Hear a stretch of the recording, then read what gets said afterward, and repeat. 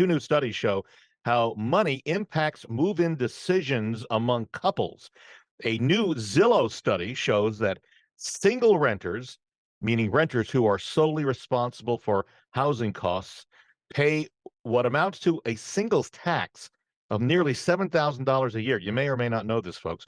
And that's just the national average. In pricier metros, not Louisville, the amount can be as high as $19,500. Or put it another way, cohabitating renters can save a collective $14,000 a year or more just by living together. Now, there's more to this. Another study conducted by Realtor.com and Harris X shows how high housing costs have some couples deciding to cohabitate before they're ready. With so many Americans struggling to pay the bills and save money, it is not surprising more of them are splitting the rent. And who better to do that with than someone that you might actually want to marry down the road? So, Brent, here's the question. What agreements should couples have in place before moving in together for protection of property? And if they buy a home together, what documents should they have their attorney or you or Lee draw up in an attempt to protect them when they move in together? Go ahead. Yeah, that's a great question. And Bob, thanks for having me on here this morning, and I appreciate the opportunity to fill in for Lee.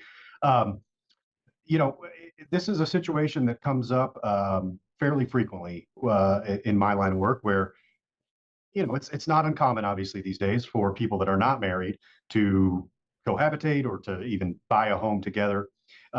And when they do that, it presents a host of questions that are not always the most comfortable things to talk about necessarily, right? You've got a girlfriend or a boyfriend, and you decide that, okay, we're going to buy a home together. The first thing I'm curious about is, are both parties bringing money to the table for the down payment, or is it one-sided? And those are just things to think about if you're in that position. Because from our perspective, when we do a closing, typically when there's two people that are going on title together, the sort of default presumption is that those people want to be what we call joint tenants with survivorship.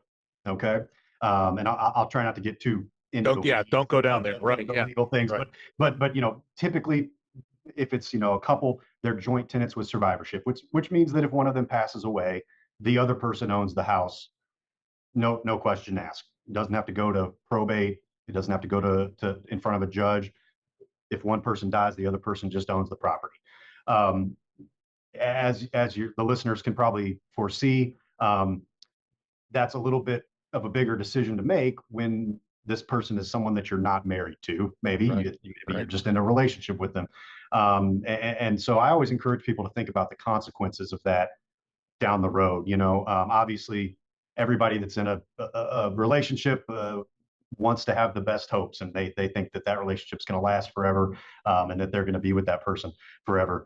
And we all hope that, but it doesn't always work out that way, obviously, in reality. So one of the things I always talk to people about when they ask me this question is, really think about, do you want to own a property in survivorship with this person, or would it make more sense for you to own it as what we call tenants in common, which is where each person has an equal 50% interest in the property, and then if forbid something happens to one of those folks and they pass away, their 50% would then go to their heirs and not to the surviving person in the relationship. So that's the biggest thing, is deciding how those people should hold title to the property.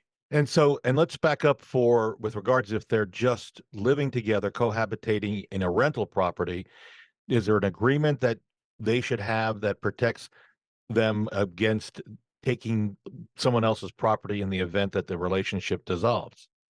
Yeah, I think in those scenarios, it's not a bad idea to have some kind of written agreement, between the parties that just clarifies, a whole host. All the way from, how is the rent being split? Who is it, 50-50? Is it 70-30? How do we agree that we're paying the rent? And then on top of that, Is there renter's insurance? And if so, who again, how is that being paid for? And is that renter's insurance going to cover, both everyone's belongings that are in the apartment, or is it just for the person that's paying for the policy? That's something to think about. And then I also think that this might be a little bit overboard. It maybe doesn't happen that often in practice, but it's not a bad idea to maybe just have a written agreement that makes it very clear that, each person is bringing their own personal property, into this house or apartment, whatever it may be, Yeah. and just making clear that upon the event that somebody moves out of the property, you know, each is entitled to what they brought with them, essentially, right? Nobody, you don't get Yeah. to Yeah. confiscate your partner's belongings if you break up and they move out. And that can all, we can draw up agreements to that effect, and everybody can sign something. And I think it's just good peace of mind to have. I think there's one more thing I think that might be important in a piece of paper or something that both parties sign, that in the event a relationship falls apart, then whoever is leaving, or there's an agreement who leaves within a specific period of time, so that the party that's uh, leaving or having a problem doesn't stay there indefinitely.